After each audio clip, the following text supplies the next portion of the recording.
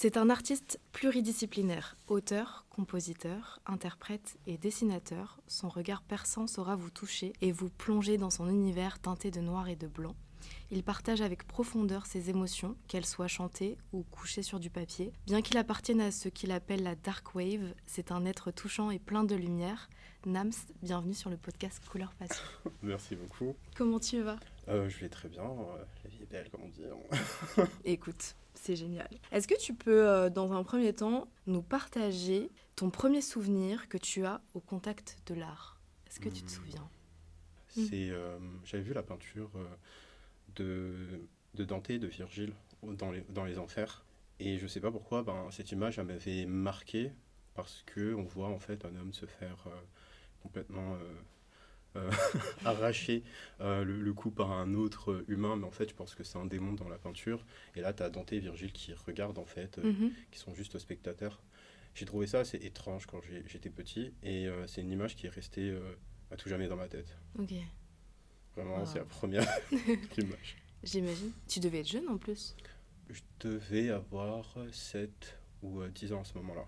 Ok. Parce que c'est vraiment à ce moment-là que j'ai commencé à aller dans les musées et à être conscient en fait, de ce qui se passait autour de moi. Parce qu'avant ça, j'étais déjà allé, mais pour moi, c'était juste des images sur des murs ou des statues. Tu y allais dans quel cadre avec ta famille Avec ma l'école famille, l'école, mais plus l'école. Ok. Parce qu'ils voulaient vraiment qu'on ait une culture autour de l'art. C'était une volonté de leur part. Et pas seulement dans tout ce qui est classique, mais aussi tout ce qui est art contemporain. Par exemple, j'ai beaucoup plus de sensibilité par rapport à l'art contemporain que l'art, on va dire, considéré comme un peu plus classique. Ok. Est-ce que tu peux nous raconter ton parcours artistique ? Qu'est-ce qui t'a amené à faire de la musique et à dessiner ?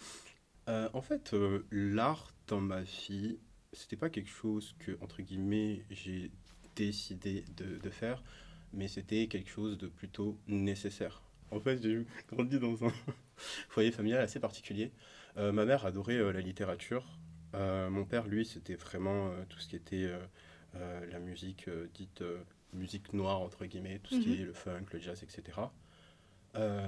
Ils avaient tout ça, mais en même temps, à la maison, c'était pas forcément s'exprimer par rapport aux choses ou à ce qu'on ressentait, c'était pas quelque chose de normal. On gardait tout et puis c'était plus par les actes qu'on montrait tout à chaque fois, qu'on montrait par exemple qu'on tenait à l'autre ou ce genre de choses. Quand j'ai commencé à avoir certains sentiments, on va dire, assez sombres, j'avais du mal en fait à les exprimer en les verbalisant. Du coup, j'ai commencé juste à dessiner des choses dans des cahiers, des carnets. J'avais même un petit carnet où en fait chaque jour, quand j'étais petit, en fait, je dessinais un monstre. Ok. Et dommage que je l'ai perdu, mais cette période-là, en gros, j'avais juste un mal-être et chaque jour je dessinais un monstre et ça passait en fait. C'est comme ça que j'ai commencé, entre guillemets, à faire de l'art. Mais tout ce qui est le faire de manière, on va dire, avec une autre intention et de manière, entre guillemets, plus réfléchie, ça a commencé à partir du CM2. À ce moment-là, en fait, je me suis dit, j'aime bien en fait dessiner, j'aime bien faire de la peinture, ce genre de choses. Et si j'allais beaucoup plus loin, j'ai essayé d'apprendre de manière, on va dire, académique. Et tu vas le remarquer petit à petit qu'en fait, ça ne fonctionne pas avec moi. Moi, tout ce qui est les règles, en tout cas dans l'art, ça me frustre énormément parce que j'ai l'impression d'être bloqué dans une boîte. Donc du coup, dans ma manière de faire de l'art en général, ce sera toujours, comme les gens aiment bien dire, avec le feeling, même si ça veut un peu rien dire, mais vraiment, sur le moment, j'ai envie de faire quelque chose, je le fais, je me pose pas de questions. Sinon, après, on peut tout le temps se dire, j'ai pas les capacités, je peux pas faire ça, etc. Et moi, c'est ces pensées-là que je voulais pas. Donc du coup, j'ai juste pris un pinceau, j'ai commencé à faire de la peinture, du dessin, etc. Et petit à petit, le dessin, la peinture, c'est devenu quelque chose qui faisait partie de moi. J'en ai fait jusqu'au lycée, de manière très active. J'aime utiliser plus l'encre de Chine, l'aquarelle et tout ce qui est crayon de couleur. Parce que je trouve que c'est des matériaux qui sont assez simples à utiliser. Ok. Et si quelqu'un me demande comment tu fais, c'est plus simple de leur proposer ça que de leur dire j'utilise tel ou tel matériel ultra cher que personne ne peut acheter, entre guillemets. Et c'était une volonté de ma part. C'est important pour toi que l'art soit accessible. Ouais, parce que dans le milieu dans lequel j'ai grandi, les gens autour de moi, pas forcément dans mon cadre familial à moi, mais les gens autour de moi avaient l'impression qu'en fait l'art, ça appartenait à une élite, que c'était juste tel ou tel type de personne en fait qui pouvait la comprendre ou aller dans des musées. Ça m'a toujours un peu frustré parce que moi, je lisais énormément, je faisais énormément d'activités artistiques et j'avais envie de les partager avec les gens, mais personne autour de moi était dedans. Et donc du coup, le fait d'avoir des choses qui sont facilement accessibles, à chaque fois qu'il y a quelqu'un qui a fait ce pas de venir vers moi et que je lui dis bon bah voilà tu peux faire ça ça ça, tout de suite et ben ça leur a donné envie de creuser, de voir des choses, etc. Alors que si par exemple tout de suite j'étais rentré dans des choses extrêmement techniques ou des choses assez pointues, et ben ça pouvait les faire fuir. Et pour moi oui c'était hyper important que ce genre de personnes puissent mettre un pied dans l'art et découvrir des choses, parce qu'il y a énormément de choses dans l'art. Pour moi, c'est impossible de ne pas trouver quelque chose en fait qui nous parle, parce que même si c'est pas de l'art comme on le conçoit, par exemple la cuisine, ça peut être considéré comme un art, Bien mais sûr. dans nos têtes, quand on pense à art, on pense plutôt à peinture, tout ça. Bien sûr. Mais voilà, tu vois. Et je trouve que c'est hyper important que les gens puissent avoir un pied dans l'art, parce que déjà pour moi, ça a été quelque chose qui m'a fait beaucoup de bien, et j'ai envie que ça fasse beaucoup de bien aux autres. On ressent le côté thérapeutique de l'art Ouais. pour toi. Ouais, c'est une nécessité. Comme je dis, hein, c'est pas un truc que j'ai choisi, c'était vraiment une nécessité. Si on revient aux peintures, au dessin, au lycée, c'est là où j'ai fait ma première exposition. J'avais fait des peintures. Tu avais fait des peintures. Ouais, c'était pas fou. Pour moi, à mes yeux, c'était pas fou. Mhm. Mais c'est même ça qui m'a donné envie aussi d'ouvrir un Instagram, parce que j'étais vraiment pas réseau. Même maintenant, je suis nul avec les réseaux. Il y avait une artiste que j'aimais énormément. J'avais fait un Instagram pour pouvoir la suivre. Comme j'avais cet Instagram, je me suis dit, je vais pas mettre juste ma tête, parce que c'est pas intéressant. Je vais mettre mes dessins et mes peintures. Bah, en fait, cette artiste-là a remarqué ce que je faisais. Elle s'appelle Aurel Schmidt, si vous voulez aller regarder. Mhm. Elle est canadienne, mais elle vit à New York. Et elle a un style un peu, ce qu'à l'époque, les gens appelaient un peu trash, parce que, en fait, elle fait des dessins au crayon Mhm. sur des grands formats ou des petits formats, où en fait, elle dessine plein d'objets du quotidien insignifiants pour former des plus grosses peintures, ou des personnages, des choses comme ça. Elle utilise plein de techniques différentes aussi pour exprimer ce qu'elle a envie d'exprimer, mais aussi, elle utilise aussi des fluides humains, et ça peut être tout et n'importe quoi. Ok. Donc, elle avait cette image un peu trash. Et moi, ce que j'aimais bien, en fait, c'était ce truc de, ben, en fait, je m'en fiche, je fais mon truc. Et on voit ce que ça donne. À ce moment-là, c'était le moment où elle commençait vraiment à être connue, parce qu'elle avait tout abandonné pour faire ce qu'elle avait envie de faire. Mm. Comme elle dessinait, souvent le dessin, c'est une forme d'art qui est un peu sous-estimée. Mhm. C'était hyper intéressant de voir quelqu'un qui dessine seulement aller aussi loin, et pas forcément des grands formats. Parce qu'il y a plein d'artistes qui dessinent, hein, mais c'est souvent des grands formats, des choses que quand tu les vois, tu fais ah ouais, ok, Mm. ça impressionne. Mhm. C'est un peu un truc par défaut. Mhm. Souvent, quand tu fais des choses comme ça, t'es obligé de compenser. Et elle faisait pas ça, elle faisait juste ce qu'elle avait envie. Et je trouvais ça intéressant. Un jour, elle m'envoie un mail. Et j'y crois pas en fait, parce que je me suis dit, je suis un mec en France, j'ai 17 ans, je dessine pas aussi bien qu'elle, je fais pas des choses aussi bien qu'elle. Et là, elle m'envoie un mail. Au début, je pensais que c'était un spam. Franchement, je Mm. pensais que c'était vraiment un spam. Et je réponds quand même, parce que je me suis dit, oh bah, si elle me contacte, c'est que peut-être c'est vraiment elle. Et donc, du coup, ben, j'ai répondu, et c'était vraiment elle. On a échangé, elle m'a demandé si elle voulait que, si je voulais, pardon, que mes peintures se retrouvent dans une exposition qu'elle faisait à New York à ce moment-là. Et j'ai accepté. J'ai accepté. J'ai envoyé mes peintures, et c'est comme ça qu'on va dire que mon nom dans l'art a existé. Et après, un an ou 2 ans après, j'avais gagné un concours en France aussi, et j'avais fait une exposition à Créteil dans un musée d'art contemporain. Ça, c'est vraiment le côté dessin, art, etc. La musique, c'est pas quelque chose à la base que je voulais développer. Mhm. C'est quelque chose que j'ai gardé pour moi, parce que je fais énormément de choses, et ça m'appartenait plus. La peinture, le dessin, ça m'appartenait plus. La photographie, ça ne m'appartient plus. Il n'y a plus rien qui m'appartient au niveau artistique. Je peux faire énormément de choses, mais la musique, c'était quelque chose que ben, personne ne savait. Et j'étais là dans mon coin, je faisais ça. Mhm. Et ça a commencé au collège. À ce moment-là, j'étais pas dans l'univers dans lequel je suis aujourd'hui. C'est quoi l'univers dans lequel tu es pour toi aujourd'hui? Comment tu le considères? Moi, je me considère du coup comme goth, et Je fais de la musique qui fait partie de la musique gothique, qu'on appelle la dark wave. D'accord. Là, c'est comment moi je me considère. Mhm. Et même en tant que personne, je considère que j'appartiens à cette culture-là et cette communauté, pas seulement par la musique, mais aussi tout ce qui est aller voir des concerts, enfin être un fan tout simplement. Mhm. J'ai envie que cette musique, elle revienne un peu plus mainstream parce que là déjà ça commence. Et c'est parce que aussi j'ai envie que les gens découvrent en fait tous ces genres que moi j'appelle les genres oubliés. Pas forcément la musique gothique. Il y a plein de genres qui ont été oubliés, qui sont juste fantastiques. Et il y a énormément de musique qui traîne et que personne n'écoute plus vraiment, à part les plus âgés parce que c'est leur époque. Mais moi j'ai envie que tout ça se soit réécouté. Et ça commence à arriver. Intéressant. Donc du coup, la musique, ça commence au collège. Oui, la musique au collège, il faut m'imaginer, normal. J'ai 13 ans, 15 ans. Et là, je me dis, ça serait bien en fait, si je faisais quelque chose juste pour moi. Et j'écoutais énormément de musique, c'est vraiment la période où j'écoutais différents types de musique. Parce que avant, j'écoutais qu'un seul type de musique. La première musique que j'ai entendue, c'est numéro 10 de Booba. Comme Rien à connaît, voir. on se dit improbable, mais c'est vraiment mon exposition à la musique de manière consciente. Avant ça, j'écoutais ce que mon père écoutait, ce que mon cousin écoutait. Mon cousin écoutait énormément de Michael Jackson. Il y a des vidéos de famille là qui traînent là, où je danse. Je connaissais toutes les chansons de Michael Jackson et je dansais comme lui et tout. Mais ça, c'est pas moi, c'est les gens autour de moi. À l'occurrence, Booba m'a touché avec numéro 10, je comprends pas pourquoi.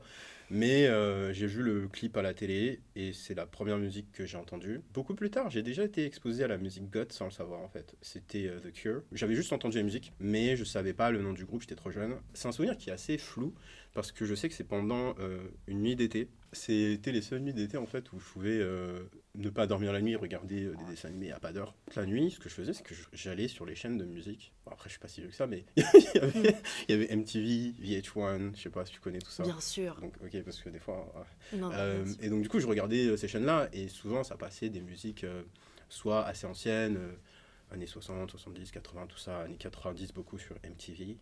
Et sur VH1, il y a eu un moment où il passait du The Cure. C'était vraiment un week-end où il n'y avait que ça. Et il y avait la chanson Boy Don't Cry. Et moi, ce qui m'avait fasciné, encore une fois, l'image, c'est un truc qui m'a toujours attiré, c'est que j'aimais beaucoup en fait le clip de Boy Don't Cry parce qu'on voyait juste des ombres en fait. C'est des enfants, mais on voit des ombres d'adultes. Et je trouvais ça trop cool quand j'étais petit. Et même l'ambiance, les synthés, ce côté assez sombre, ça m'a beaucoup plu. Et même dans la musique en général, peu importe le genre, j'ai tendance à aimer les musiques avec des sonorités plutôt sombres. Ça a écouté du hip-hop, du rap français pendant un long moment. Ensuite, ça m'a un peu fatigué le rap français. Parce qu'à l'époque, il n'y avait pas autant de diversité que maintenant. Soit t'écoutes Rof, Booba, La Fouine, tout ça, ce genre de choses, des petites rivalités, tout ça. Mais il n'y avait pas de diversité. Et il y a quelqu'un qui m'a dit, ouais, écoute la musique, écoute du rap américain, c'est plus intéressant. Du coup, j'ai commencé à écouter énormément de rap américain. Là, ça m'a ouvert énormément de portes. Et beaucoup plus tard, parce que là, j'écoutais surtout des musiques actuelles. Mais après, j'ai commencé à écouter du rap un peu old school. J'ai beaucoup aimé le rap East Coast. Plus que le West, désolé. Donc du coup, j'ai écouté énormément de rap East Coast, et donc du coup, c'est le boom bap new-yorkais, t'as Nas, t'as tout ça, t'as le Wu-Tang, enfin vraiment des choses comme ça. Et j'étais exposé à la même musique qu'écoutait mon père, entre guillemets, jazz, blues, etc., mais dans le contexte du hip-hop. Du coup, ça me parlait beaucoup plus. Et je me suis dit, c'est trop bien ce qu'ils font là. Et j'en écoutais énormément de boom bap, de trucs comme ça. Et j'ai découvert des artistes qui vont m'influencer pendant toute ma vie, comme MF Doom, du coup le Wu-Tang. J'ai beaucoup aimé aussi Onyx. Oh, j'en oublie un et c'est grave, mais c'est pas grave, peut-être ça va me revenir. Mais en tout cas, ça m'a beaucoup inspiré. Et c'est là que je me suis dit, ce serait cool si moi aussi je faisais de la musique comme ça. Et au début, j'ai pensé que j'étais obligé de passer par les chemins classiques, c'est-à-dire apprendre la théorie, faire du solfège, tout ça, blablabla. J'ai essayé. Comme Hans Zimmer, j'ai tenu que 2 mois. J'ai tenu que 2 mois. En plus, j'ai choisi le piano parce qu'en fait, ma mère m'avait acheté un clavier qui traînait en fait dans ma chambre depuis un certain temps. Je me suis dit, j'ai cet instrument-là. autant apprendre le piano. J'ai détesté apprendre de manière académique. Mhm. Du coup, j'ai mis le piano de côté, j'ai abandonné. Je me suis dit, il faut que je trouve un moyen d'apprendre, mais de manière beaucoup plus intuitive, parce que je suis comme ça, je peux pas. Et c'est ce que j'ai fait, j'ai développé ma propre méthode.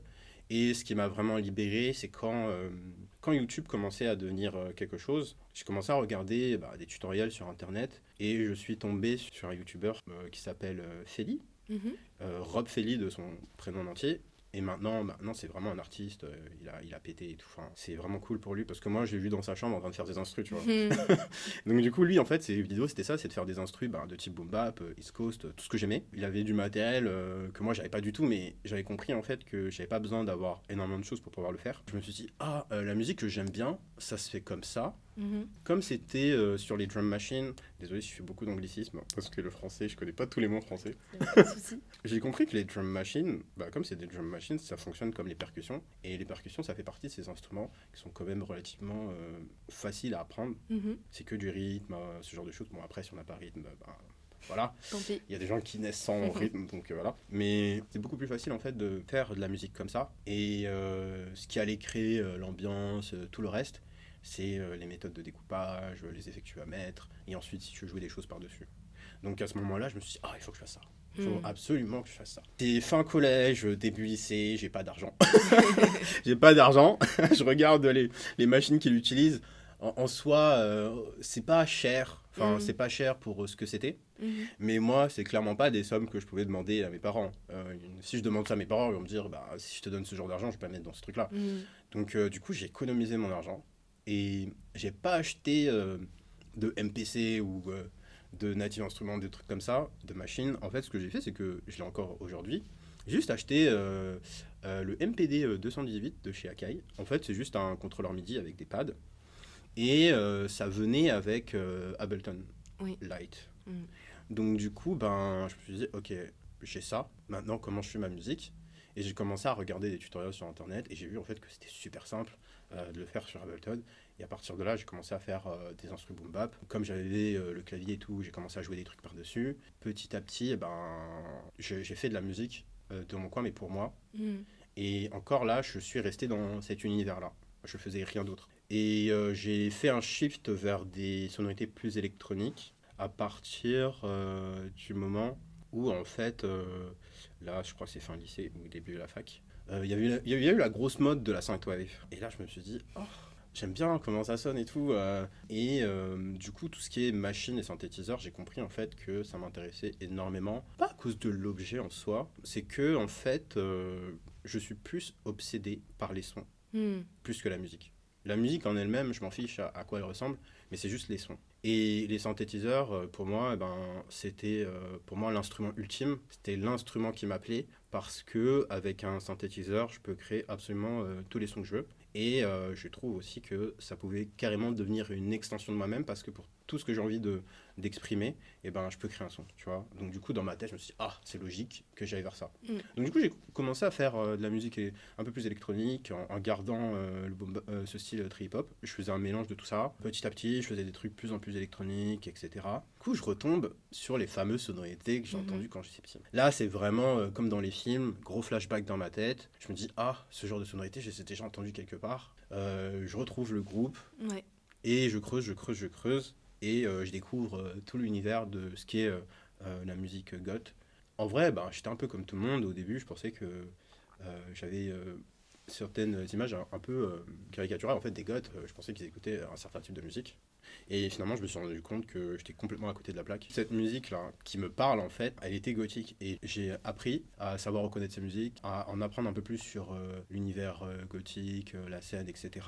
Et c'est là aussi où j'ai trouvé des gens comme moi. C'est bête, hein, mais pendant toute ma vie, j'ai jamais été comme les autres. Et même si sur plein d'aspects, je peux avoir des affinités avec les autres, mais c'était jamais à ce niveau-là. Et dans la communauté goth, les gens sont extrêmement ouverts et ils ont aussi une sensibilité avec l'art que j'ai pas forcément retrouvé, que j'ai trouvé hyper intéressant. Même la musique gothique en général, il y a des choses hyper intéressantes à ce niveau-là. Et donc du coup, je suis allé complètement dedans.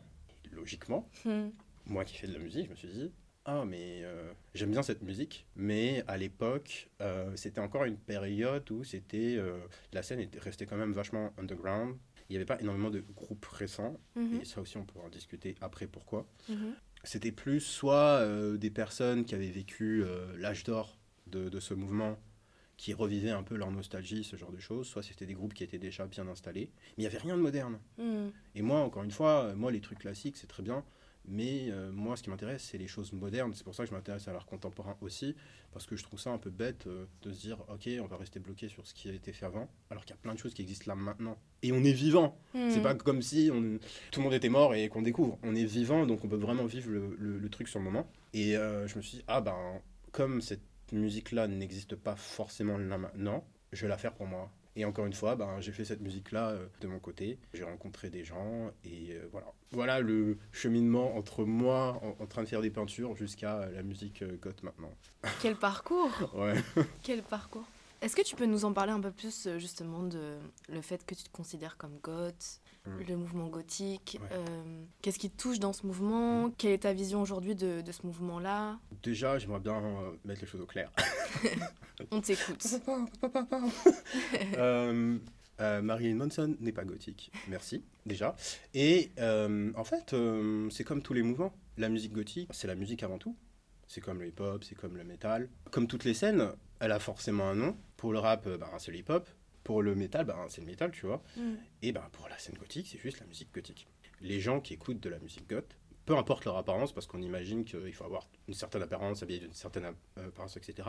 Non. En fait, à partir du moment où tu écoutes la musique gothique et que tu aimes cette musique-là, t'es un goth comme un métalleux va écouter du métal, que quelqu'un qui aime le hip-hop va écouter du hip-hop.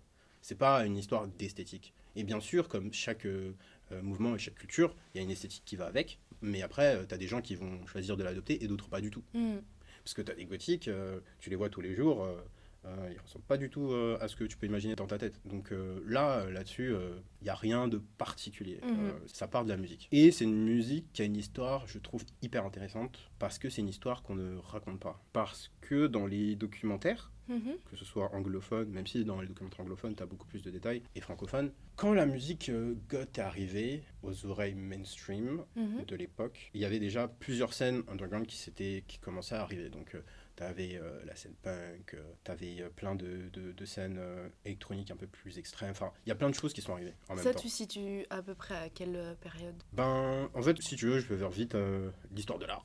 Mais oui. Rapidement sur la musique gothique. En gros, la musique goth, comment elle est née, c'est que le genre mère, c'était la musique punk. Mhm. De ce genre-là est né juste après ce qu'on appelle le post-punk. Le post-punk, c'est un genre où on n'est plus, comme dans le punk, dans des trucs assez agressifs, revendicataires, tu vois, ce genre de choses. Là, on s'éloigne un peu de ça, on garde certaines sonorités, certaines esthétiques et certaines idées, mais on va commencer à faire des choses un peu plus expérimentales. Et parmi les groupes de post-punk que les gens connaissent et qui vont en fait créer un peu ce son gothique, Joy Division. Je pense que les gens connaissent Joy Division, même s'ils ne connaissent pas le nom du groupe, ils ont déjà entendu une musique de Joy Division. Ça va commencer à créer les premières sonorités qu'on va associer à la musique gothique. Et là, on est dans fin années 70. Tout ce post-punk, Mhm. parce qu'il y a du post-punk qui n'est pas du tout gothique, Ouais. il va, comme tous les genres, tu vas commencer à avoir des sous-genres ou des gens qui vont aller vers telle ou telle sonorité. Et si on reste sur Joy Division, le son, c'est devenu pour beaucoup de gens une référence. Et donc du coup, il y a plein de gens qui se sont inspirés. Et à partir de là, tu as eu des gens qui vont faire des sons un peu plus sombres, etc. Ok. Et la musique gothique, ça s'appelait pas musique gothique à ce moment-là, il n'y avait pas encore ce mot-là. Mhm. Ce terme, il a été utilisé par les médias en plus. Ok. Parce qu'avant, les gens ne se décrivaient pas du tout comme gothique, hein. Même les gens de l'époque. C'était pour décrire la musique de The Doors. Je ne sais pas si tu connais ce groupe. Oui. Bien sûr. Et du coup, il y a un journaliste qui avait appelé cette musique gothique, parce que c'était un peu plus sombre et tout. Le post-punk, c'était assez expérimental, ça partait un peu dans tous les sens. Du coup, le post-punk, c'est devenu un peu plus carré. Franchement, là, je suis dans... J'essaie d'arrondir, parce que s'il y a des goths là, comme dire... Mais vraiment, j'essaie d'aller vite. C'est devenu un peu plus organisé. Ok. Et donc, du coup, là, tu as eu un genre qui s'appelle le goth rock, le Ok. rock gothique. Et là, vraiment, c'est la musique gothique comme les gens l'imaginent vraiment. En tout cas, à l'époque. Genre, c'est fin années 70, début années 80. Et tu as des groupes comme Susie and the Banshees, Bose, tout ça. Mhm. Surtout Bose, qui a vraiment marqué l'esthétique avec Bela Lugosi's Dead. Cette musique-là, c'est vraiment l'hymne gothique. C'est un peu difficile à écouter pour la Mhm. première fois, pour les gens qui ne sont pas initiés. Mais du coup, si vous écoutez de la musique comme ça, Susie and the Banshees, c'est bien. Il y avait The Cure aussi qui commençait, Bien qui sûr. était là. T'as des groupes comme Sister of Mercy, même si le chanteur ne se considère pas comme goth. À chaque fois, il dit non, je suis pas goth. Mais toute sa musique l'est. Ok. Et après, t'as plein de groupes comme ça qui ont commencé à arriver. Et là, l'esthétique goth, la musique goth a commencé à à exister. C'est vraiment à partir du goth rock. On avance dans les années 80 et tout. Là, il y a la technologie aussi qui avance. Parce que sur le goth rock, on reste dans un truc assez. Ça reste quand même. Il y a encore cet héritage punk, les guitares, tout ça, etc. Et là, on arrive dans les années 80. Il y a l'arrivée des synthétiseurs, de la musique électronique, de la new wave, ce genre d'influence. Et là, t'as un nouveau genre qui naît, Mhm. qu'on appelle la dark wave.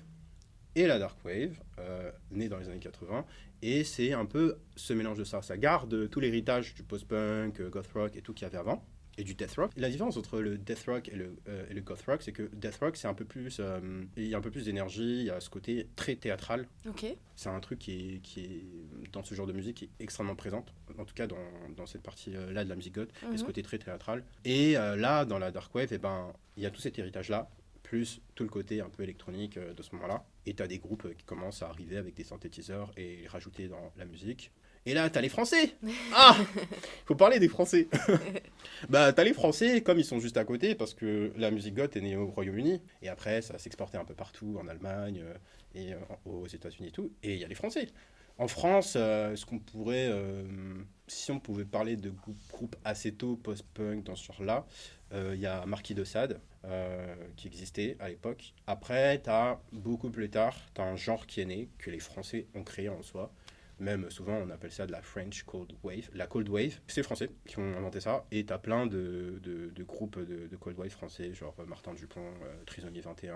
Enfin, t'as plein de groupes comme ça. Et là, on a des sonorités beaucoup plus froides, c'est-à-dire beaucoup plus de synthé, de drum machine. On s'éloigne un peu du côté très punk, etc. Les guitares, c'est pas très présent. C'est assez minimaliste. Mhm. Et il y a même dans la voix, et une manière en fait de chanter, de faire les choses. Et en parallèle, tu avais la dark wave. Et la Ok. dark wave, c'est vraiment un mélange de toutes ces influences-là. Un autre genre apparaît. Mhm. C'est ce qu'on appelle de l'ethereal wave. En gros, c'est de la musique goth un peu plus dans des ambiances un peu plus éthérées, avec des drones. Je sais pas si... En fait, les drones, c'est des sortes de sons assez... qui créent des ambiances.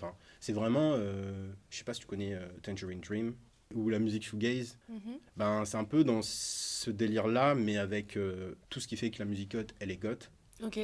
Et après, dernier genre qui est né de tout ça, entre guillemets, dans les genres principaux, parce qu'il y a plein de sous-genres, Bien sûr. c'est ce qu'on appelle la minimal wave. Et D'accord. la minimal, en fait, c'est vraiment, comme le nom l'indique, c'est très minimaliste. En général, c'est full synthétiseur. Et après, voilà, hein. Dans la chronologie, la musique goth née au Royaume-Uni dans fin années 70, ça s'exporte un peu partout. Mm. Elle est à son pic jusqu'en début années 2000, et ensuite, bam, elle retombe dans les oubliettes. Ok. Et à ce moment-là, il y avait, je pense que tout le monde a vu les cybergoths danser comme ça. Enfin, on ne voit pas, mais tout le monde a vu cette image des cybergoths danser avec des jeux un peu fluo, tout ça. Même eux, on sait pas trop, on les garde dans le truc, mais eux, ils viennent plus d'une autre scène. Ok. Mais on les raccroche à la communauté goth. On va pas les laisser tout seul. Mais voilà, c'est vraiment les derniers moments où la scène était extrêmement active, c'est début années 2000. Vraiment, c'est ça. Ok. Voilà. Waouh. Et du coup, ce qui m'a touché, comme je l'ai dit, c'est les sonorités sombres, Mhm. les synthétiseurs. Mhm. Et même dans ma personnalité, je trouve que la musique goth, en fait, elle me correspond. Parce que la musique goth, c'est quoi qui la caractérise? Au-delà des... si on va pas parler d'instruments, mais plutôt de ce qui est abordé dedans. C'est pas des trucs de dépressifs, comme les gens pensent. C'est vraiment explorer tout le côté sombre de l'humanité. Mhm. Et c'est souvent assez philosophique, introspective, même poétique parfois. Et ce truc avec l'existentialisme, c'est vraiment ce genre de thèmes qui sont abordés dans la musique gothique. Souvent Très philosophique. et c'est ça, souvent d'un ton ironique, souvent très théâtral, ça dépend du genre. Mm. Après, bien sûr, il y a des musiques, on va dire, un peu plus joyeuses, pour le genre. Je dis pas que les thèmes comme la dépression ou les trucs comme ça ne sont jamais abordés, mais les goths ne sont pas dépressifs. Mm. C'est juste des gens qui ont compris que l'humanité, c'était plus que juste la lumière, les couleurs, tout ça. Il y a aussi ce côté un peu plus sombre qui est intéressant à explorer, explorons-le et parlons-en juste, point. Parce que tu as des musiques qui sont juste très directes, qui parlent de certaines choses. Donc c'est ça en fait qui m'a intéressé dans cette musique-là, parce que même moi, dans la vie de tous les jours, ce qui me fascinait du coup, c'était ces côtés-là de l'humain, les côtés un peu plus sombres, ces choses que les gens ne veulent pas voir ou essayer de cacher, ou ne veulent pas explorer. Pour moi, c'était impossible d'être nous-mêmes à 100% si on n'explorait pas ça déjà chez nous, et si on ne l'acceptait pas aussi. Parce qu'on peut avoir des côtés sombres, peu importe à quoi ça ressemble, mais si on n'accepte pas que ça fait partie de nous, on peut jamais être nous-mêmes.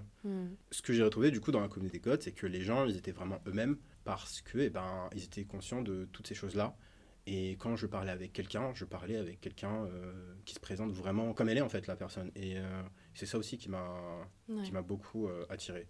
Qu'elles s'assument pleinement, que ça soit leur partie sombre, entre guillemets, et que leur partie... Exactement. Franchement, vu ce qu'on pense des goths dans la société, faut s'assumer. Parce que déjà, les métalleux, si on parle juste du métal, une scène un peu plus mainstream, déjà, le métal, même avec leur musique et l'imagerie qu'ils utilisent, c'était compliqué. Ouais. Alors, si t'es goth, c'est encore plus compliqué. Parce que les gens ont une esthétique bien précise en tête, même s'il y a plusieurs styles vestimentaires et esthétiques. Mais celle que les gens connaissent le plus, c'est ce que nous on appelle plutôt le style trad goth, ou bien un peu plus dans le truc robe victorienne, ce genre de choses. Okay. Et souvent, quand c'est des personnes qui se maquillent avec du maquillage assez pâle, etc., ça donne ce côté très cadavérique, etc. Et ça fait peur aux gens, ou c'est quelque chose qui les repousse. De toute façon, ça, c'est très humain. Au lieu d'essayer de comprendre ce qu'ils ne comprennent pas, ils vont le rejeter. Oui, bien sûr. Et donc, du coup, comme les goths sont extrêmement différents de par leur apparence, ils sont toujours faits plus ou moins rejetés. Même maintenant, t'as même pas besoin d'être goth ou quoi que ce soit. Il suffit que tu sois un peu trop différent d'un groupe et tu te fais tout de suite marginaliser. Donc ouais, il faut assumer. Quelles sont les émotions que tu as envie de transmettre à travers ta musique, à travers tes dessins ? J'ai pas envie de transmettre quoi que ce soit en particulier, parce que tout ce que je fais dans mon art, c'est surtout pour moi. C'est surtout, je me parle à moi-même, énormément à moi-même. Après, des fois, il y a certains messages, mais les messages, ils sont pas pour tout le monde, en fait, c'est pour les personnes qui sont concernées. Moi, j'ai envie que l'art existe, c'est tout, et que les gens, quand ils passent, ils imaginent ce qu'ils veulent, en fait. J'ai pas besoin de venir accrocher quelque chose derrière. Moi, à un moment, j'ai voulu créer quelque chose. Moi, je sais dans quel état j'étais. Si on me pose la question de pourquoi j'ai fait telle ou telle chose, je peux l'expliquer. Mais dire que j'ai voulu exprimer ça dans ce que j'ai fait, non. Moi, je veux juste que mon art existe, que les gens puissent se projeter ou imaginer des choses. Et pour moi, c'est cette manière-là que l'art devrait être vu, plus que juste un truc avec forcément un message ou quoi que ce soit. Tant que ça fait ressentir des choses aux gens, tant que les gens arrivent à imaginer des choses ou à se projeter dedans, moi, ça me va. En tout cas, dans l'art en général. Après, avec ma musique, ça, c'est autre chose. Avec ma musique, j'ai une mission. J'ai une mission bien précise. J'aimerais bien qu'il y ait plus de sonorités un peu plus modernes dans la scène gothique, même si là, c'est bon, ça arrive, c'est en train de se passer. Et aussi que la France soit un peu plus dedans. Il y a des groupes qui sont français, les gens sont français, mais ils ne chantent pas en français. Alors que toi, tu chantes en français. Oui, j'alterne entre le français et l'anglais. Là, je pense que je vais faire beaucoup plus de chansons en français. La France passe un peu à côté de cette scène qui est en train de revenir. Je trouve ça un peu dommage. Et je pense que aussi, ce serait hyper intéressant, surtout dans notre contexte, que cette musique-là, en fait, elle atterrisse dans les oreilles de personnes qui n'ont pas l'habitude. Donc du coup, moi, ma mission, c'est ça. Je fais pas de la musique pour les gothiques, parce que eux, je sais qu'ils vont écouter, c'est leur truc.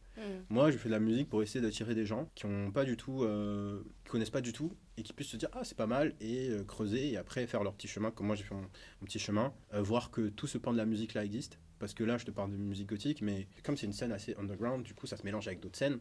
Et t'as plein de genres oubliés qui sont hyper intéressants, qui sont autour. Par exemple, si je parle de genres un peu plus récents, la techno, par exemple. La techno, là, on voit que c'est devenu grave à la mode. Alors qu'avant, c'était retombé dans les trucs underground. Quand tu disais à un mec, je vais aller en truc de techno, il t'imaginait à 6h du matin dans la boue aller taper du pied. Tu vois ce que je veux dire ? Ouais, bien sûr. Tu vois ce que je veux dire ? Maintenant, quand tu dis à un gars, je fais une soirée techno, là, il peut s'imaginer une boîte, une certaine esthétique, etc. C'est très berlinois, l'image, mais tu vois, il y a cette esthétique-là. Il y a des gens qui disent que ça c'est bobo ici, mais on s'en fout en fait. Moi, tout ce truc autour de il y a soit telle ou telle communauté qui reprend tel ou tel truc. Moi, je m'en fiche. En fait, à partir du moment où la culture, elle continue d'exister et qu'il y a des gens qui vont, encore une fois, la pousser en avant, je trouve ça intéressant. Et tant mieux que ce soit des gens différents. Ouais. Que ce soit des gens, encore une fois, comme je parlais de la scène goth, le problème de la scène goth, pourquoi elle a disparu, pour moi, c'est pas que la musique, elle est pas bien, c'est pas qu'il n'y a pas de personnes qui faisaient des choses, c'est que le problème, c'est que c'est juste des gens qui revivaient leur nostalgie, qui tournaient en rond, même avec des musiques que nos parents écoutent, quand on écoute, des fois on se dit, ah ouais, putain, c'est vieux, tu vois, c'est... Ah c'est normal que aussi quelqu'un de plus jeune passe à côté de cette scène-là et qu'il entend des choses comme ça, il va se dire, ah ok d'accord, c'est un peu la musique que mes parents écoutent, désolé, ça m'intéresse pas, tu vois. Alors que s'il y a des sonorités un peu plus modernes, où il y a quelque chose de plus frais qui a rajouté, là tout de suite tu fais vivre une scène plus longtemps. Le jazz, ça traversait le temps. Même la musique classique, ça traversait le temps. Même si on dit musique savante européenne. Oh waouh, j'avais pas entendu Ça ça. fait la musique savante. Et donc du coup, toutes ces musiques, elles existent encore pourquoi C'est parce qu'il y a eu des gens, à plein moment de l'histoire, qui ont poussé le truc. Et dans la musique goth, j'ai l'impression qu'à un moment, ça stagnait et qu'il n'y avait plus rien du tout. Ouais. Ça commence à revenir, et peut-être à cause du contexte actuel, géopolitique et tout ce qui se passe dans notre société. Mais ça commence à revenir. Et tous les groupes, on va dire, modernes qui sont arrivés, pour la plupart, comme moi, ils vont se mettre une étiquette plutôt liée à la scène goth. Moi, je le fais exprès, mais en soi, en vrai, même ma musique à moi, par rapport au code de la dark wave ou d'autres musiques goth, elle sort un peu des règles. Et il y a plein de groupes comme ça, et même des groupes à la base qui sont pas forcément des gens qui viennent de la scène goth en particulier, mais qui ont été influencés par plein de choses. Par exemple, moi, la musique de film, tout ce qui est musique de film d'horreur, ça m'a beaucoup inspiré. Et même ma musique en elle-même, c'est un peu ça. C'est un peu des films en vrai. Parce que j'aime bien faire de la musique pour des images, plus qu'autre chose. Et même des gens comme ça, ils sont arrivés. Ils ont été mis directement dans les étiquettes goth parce qu'en fait, ils remplissent ces trucs-là. Il y en a d'autres qui assument moins. Mais il y a toute une scène là qui existe de musique un peu plus jeune et un peu plus intéressante, entre guillemets, pour des oreilles plus modernes. Et j'aimerais bien qu'il y ait plus de gens qui écoutent ça. Il y a plein de personnes qui sont extrêmement talentueux, qui font des genres, je pense, qui pourraient plaire aux gens pas forcément habitués. Et c'est super riche. Donc moi, ma mission, c'est en France...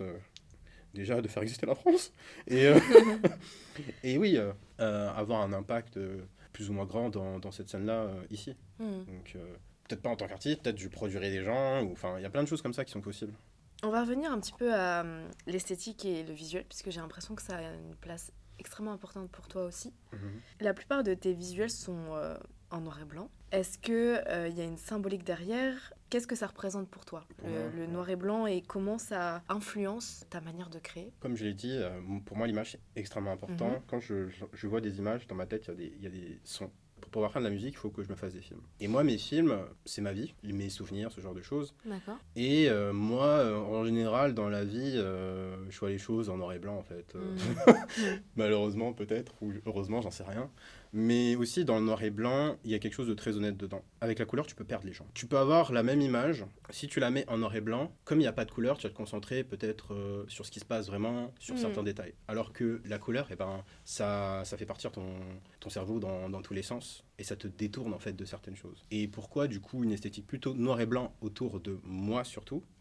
Parce que je pense que ça me représente le mieux en termes d'image. Je trouve que ça transmet qui je suis mieux que la couleur.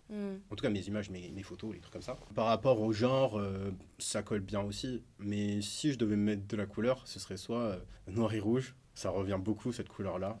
Oui, c'est ce que j'allais dire dans tes dessins aussi. Ouais, dans l'esthétique, le noir et rouge, ça revient énormément. C'est mon noir et blanc en couleur. Pourquoi le rouge ?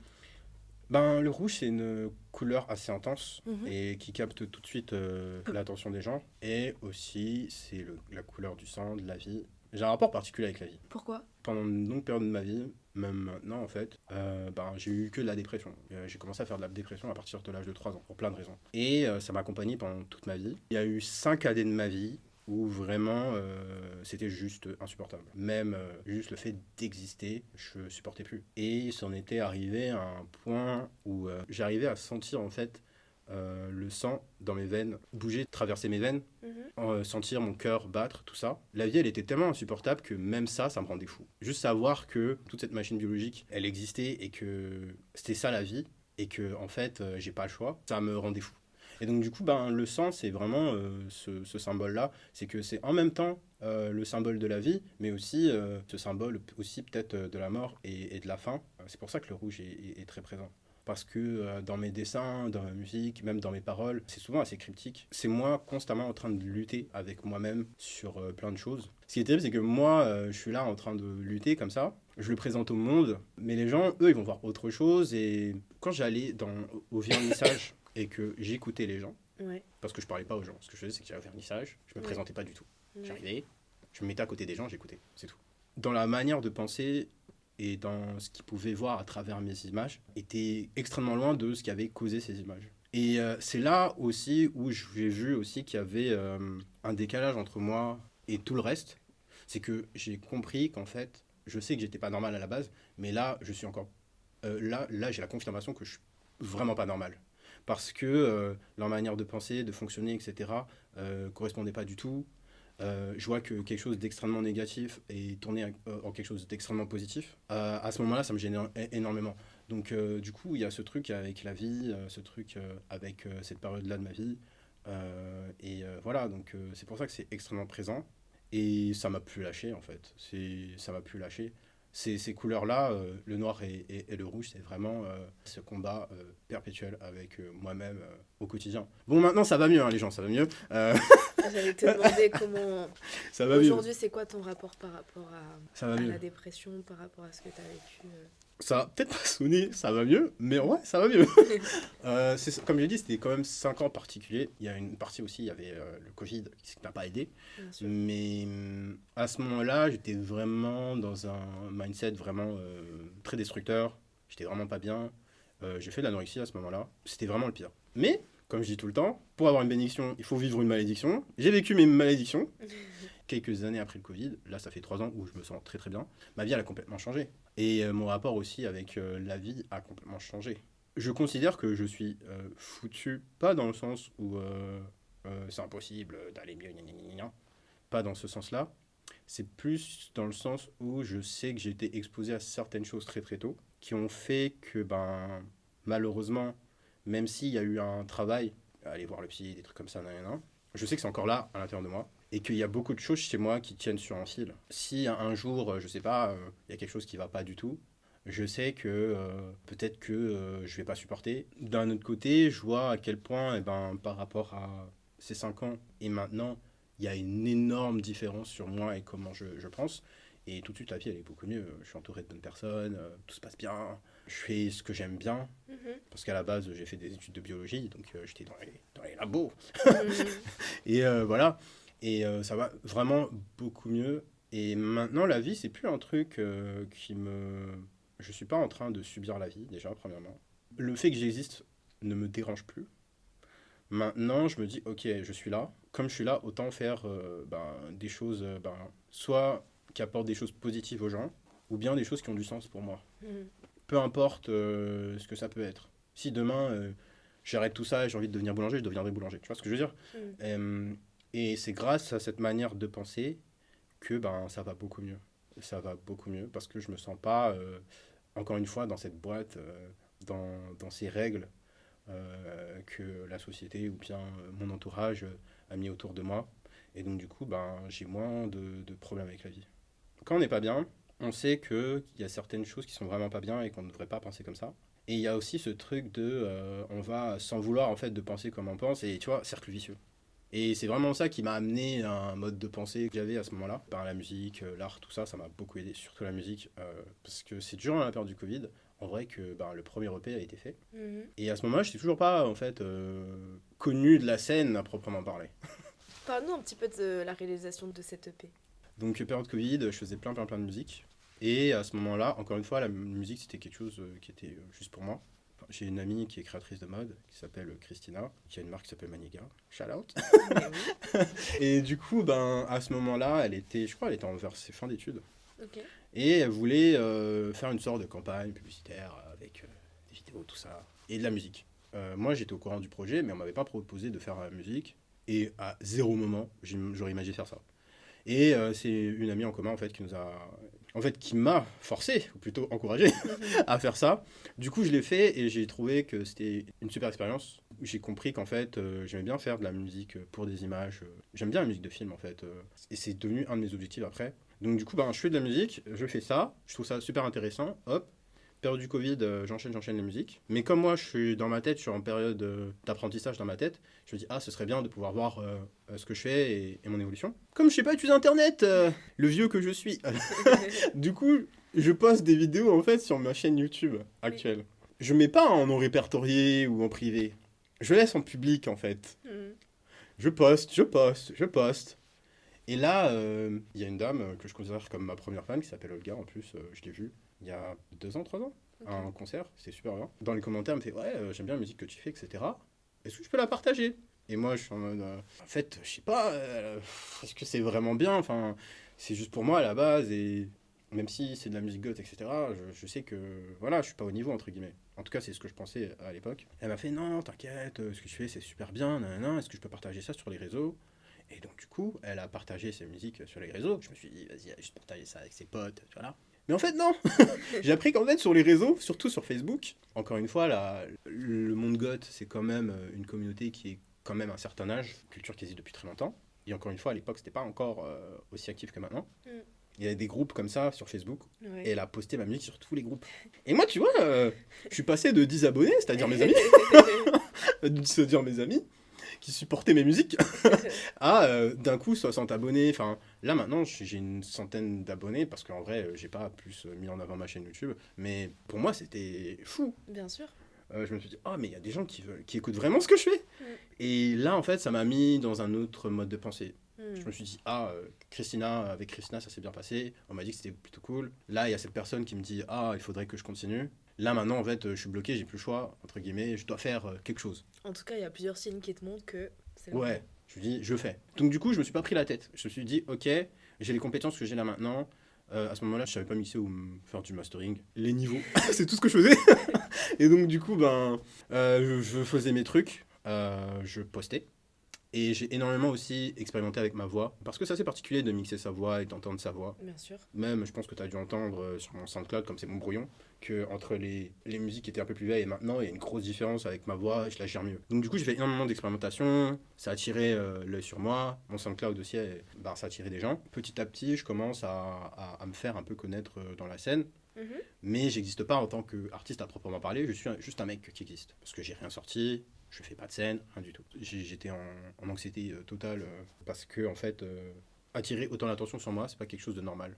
J'aime pas attirer l'attention, c'est un peu bizarre. Je fais des trucs qui attirent l'attention, mais j'aime pas attirer l'attention sur moi, tu vois. Je vois qu'il y a les labels qui me tournent autour, qui s'abonnent à mes trucs, nanana. Mais il y en a aucun, en fait, qui vient vraiment vers moi. Et moi, à zéro moment, j'allais aller vers les labels parce que ça me faisait peur, en fait.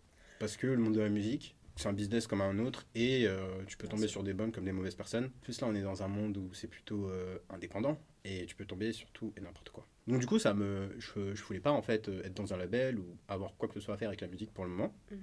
Et il y a le label Lux Record qui vient vers moi sur SoundCloud, qui me propose de faire un EP avec eux, d'ensuite le distribuer. Il y aurait une version en digital et sous format de mini-vinyle, LP. Donc du coup, moi, je trouve ça hyper intéressant. Je me dis, c'est cool. En plus, franchement, ils sont arrivés avec vraiment une démarche en mode, on écoutait ta musique, on aime vraiment ce que tu fais et tout. Ça se voit qu'ils avaient écouté ma musique. Parce que des fois, ça peut être un truc bateau, tu vois. Mais ça se voit qu'ils avaient écouté ma musique et qu'ils étaient vraiment intéressés. Et donc, du coup, avec eux, on a enclenché le processus et j'ai commencé à faire des musiques pour cet EP-là. Mais j'avais déjà commencé à faire des musiques pour un projet que j'allais sortir en indépendant parce que je me suis dit, ah ouais, il faut que je donne au peuple ce que demande le peuple, tu vois. Parce qu'on me disait, ouais, tu sors que des trucs, des singles, tu drops des trucs à gauche et à droite. Là, il y avait déjà 2 articles sur moi, tu vois. Mais il n'y avait pas de projet. Et pour un artiste, surtout dans la musique, avoir un projet, un mini-album ou un album, c'est hyper important, tu vois. Du coup, je me suis dit, c'est peut-être l'opportunité. Et comme dans ma tête, je me disais pas que j'allais aller loin, je me suis dit, après, même si on carotte, je m'en fous. Du coup, je suis allé à fond. Dans cette EP, c'est les musiques que j'ai fait sur la période du confinement. Donc, du coup, il y a un côté très brut. Même la musique, comment elle est, les paroles, la construction, etc. C'est pas moi qui ai fait le mixage. Ce que je regrette un peu parce que je suis pas très fan à 100%. no shade. Après, c'est peut-être quand tu fais un truc, tu veux viser la perfection, et c'est peut-être moi qui bloque. Mais moi, j'étais pas forcément hyper fan du mix final, mais je me suis dit, il faut que j'arrête de vouloir retenir le truc en fait et que ça existe en fait. Ouais. Et donc, du coup, comme il y avait le Covid, il n'y avait pas de matériaux pour les vinyles et tout.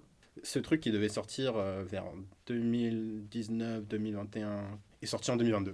Ok. Mais entre-temps, moi, j'ai évolué. Ouais, Même la personne a évolué. bien sûr. Et le son aussi. Et du coup, ben, ça me représentait plus vraiment. Mhm. Mais j'ai quand même mis en avant le P, etc. Et c'est là où, par contre, il s'est passé un switch dans ma tête. Je me suis dit, ok, maintenant je suis dedans. Qu'est-ce que je fais? Est-ce que je continue mon 9 to 5 au labo? Ou je me dis, j'y vais et j'essaie de faire quelque chose parce que je suis épanoui en faisant de la création en général, pas seulement de la musique. Et je me suis dit, il faut vraiment que je fasse quelque chose là. Il y a plein de personnes qui aimeraient être à ma place. Ça arrive, je le fais. Donc du coup, ce que j'ai fait, c'est que j'ai abandonné le laboratoire. J'ai pris un petit job à côté et je me suis donné 3 ans pour faire quelque chose dans la musique. Ok. Mon but, c'était pas forcément d'être sur scène, parce que c'est pas, même maintenant, c'est pas forcément un de mes buts. Mais si ça arrive, tant mieux. Mhm. J'ai d'autres projets. Tant qu'il y a des signes qui me disent oh, ça se passe bien ou il y a quelque chose, tu continues. Donc du coup, je me suis donné 3 ans.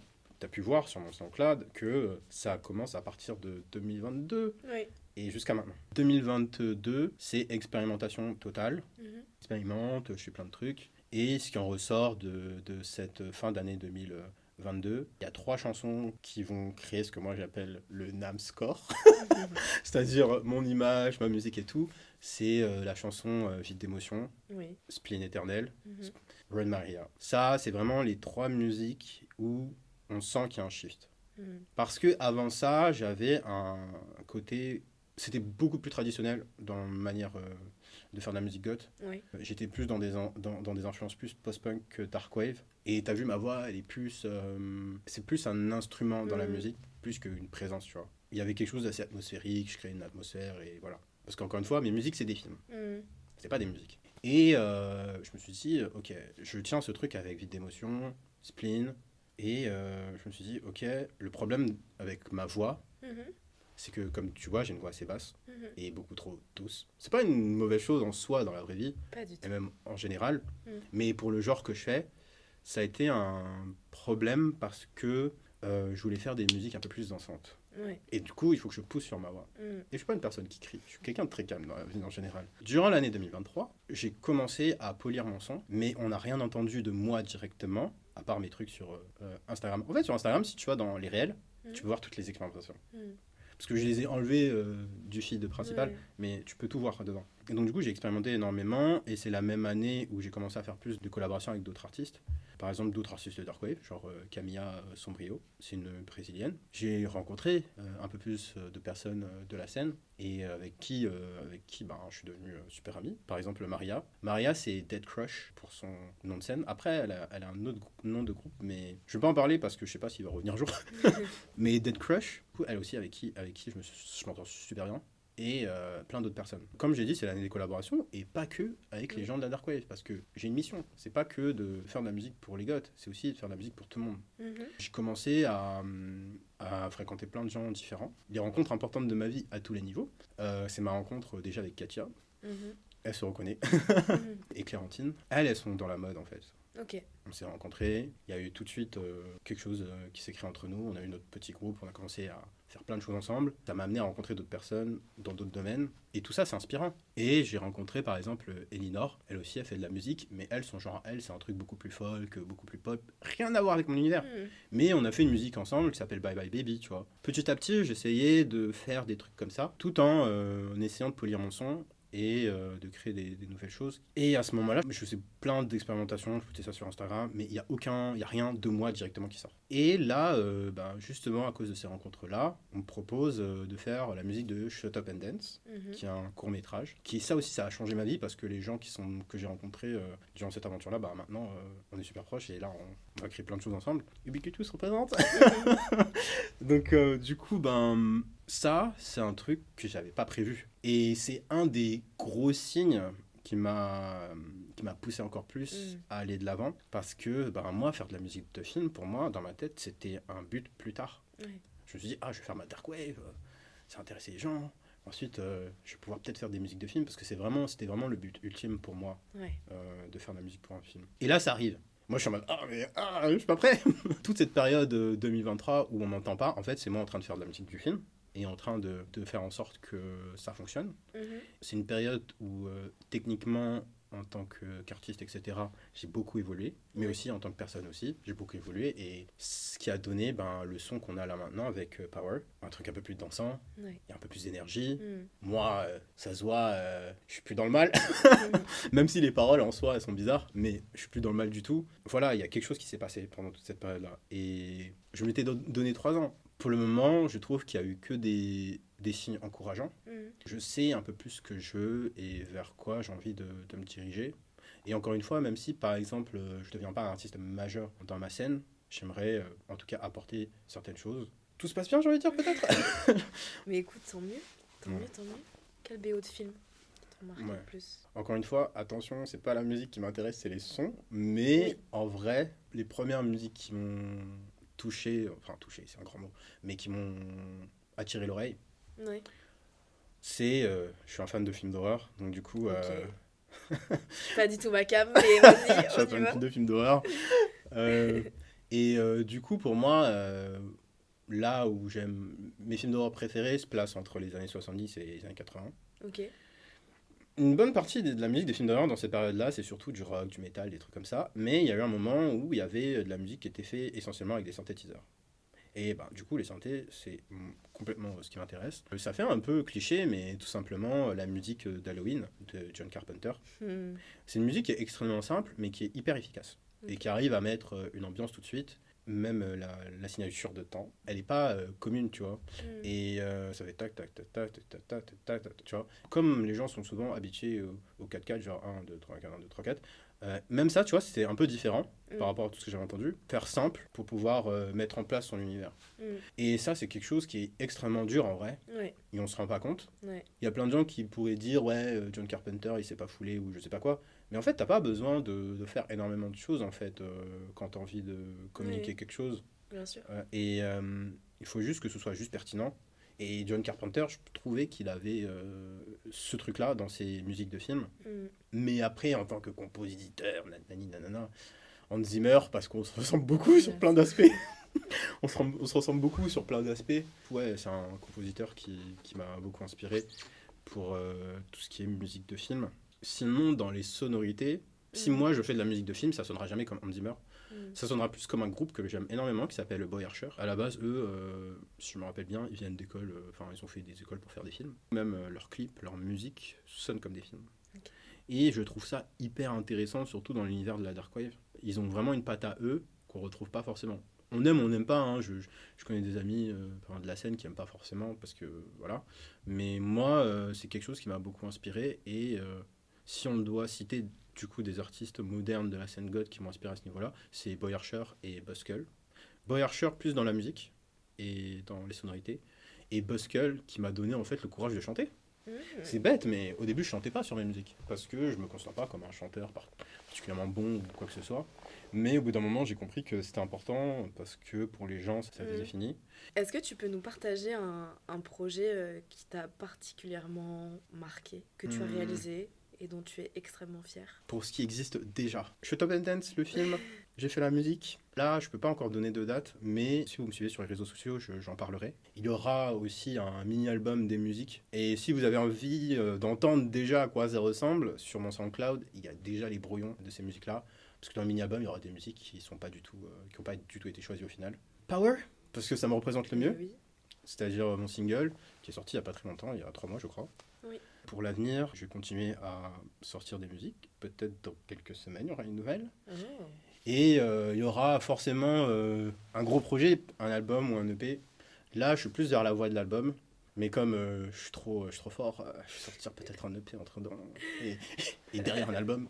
Mais voilà, ça c'est pour moi et les projets. Et écouter de la Dark Wave, écouter de la musique goth, c'est pas comme ce que vous pensez.